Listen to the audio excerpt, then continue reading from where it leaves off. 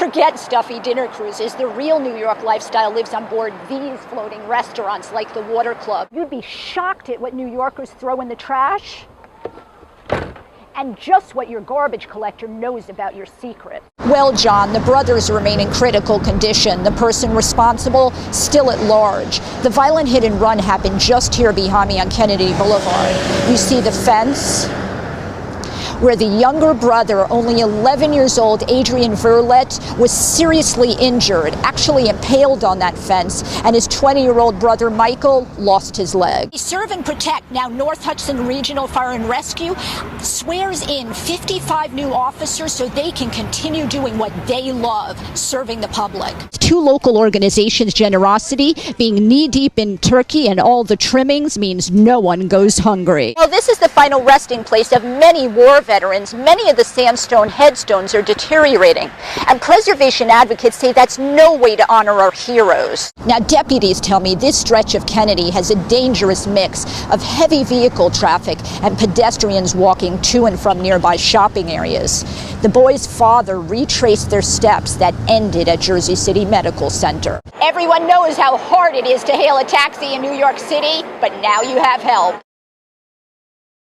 It's like 35 notifications, about like 15 messages. This self-proclaimed social media junkie can shut off but not shut down when he's at work. Nowadays with technology, all teens, all we want is to use our cell phone. And especially with, the rise of interest in social media, it's hard for us to really disconnect. But that's not the case for Deshaun Jones when he's maintaining the 9th Street Community Garden for the Green Gorillas Youth Program. I don't think that people really get that opportunity to shut off their cell phones and just be. Hawk Shaquille agrees. When I go outside, I don't really look at my phone unless it's for directions. But also, being not able to use it doesn't really affect me because when you're on a farm, when you're in a community garden, you're just taken aback by all the greenery and all the flowers that you don't see anywhere else. Well, the Green Gorillas program is one of a kind. There are more than 600 community gardens in New York City where you can disconnect at any time. I'd say a Saturday or Sunday afternoon in the summer spent in a community garden without your cell phone, just hanging out, talking to people, talking to the gardeners, participating in the community. I'd say that's pretty great. It's the youth program's policy to disconnect while on the job, but Shaquille says he doesn't mind taking a break from the concrete jungle. I would extremely recommend other kids to do this in New York City because when you're in New York, you're always on your phone or you're always on a computer.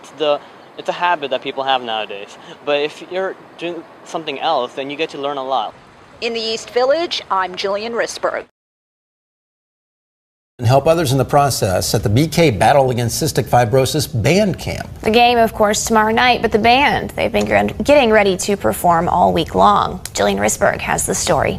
Music is my life. 111 high school band members from across the valley, and they're there for more than the free T-shirt. They come knowing that they're part of a cause that's much bigger than they are. Actually, cystic fibrosis is the #1 cause of death as far as genetic diseases in young people their age. The program offers an intensive experience for the greater good. They'll be spending the next 2 days at Ohio Valley University working on music to play from the stands and to put on a halftime performance at the Battle Against Cystic Fibrosis football game. They're giving up days of their summer break that they don't have to. Many of those students who are doing marching band next fall, they start up in a week or two or within the next month, and they're giving up yet another week of their summer and a couple more days of their summer just to be here and do this. So it's really exciting. Still going strong after 15 years, a generous valley lends its support. In the years in which we've been doing fundraisers in the Mid-Ohio Valley, the Battle Against Cystic Fibrosis events have raised almost $500,000 for research for cystic fibrosis.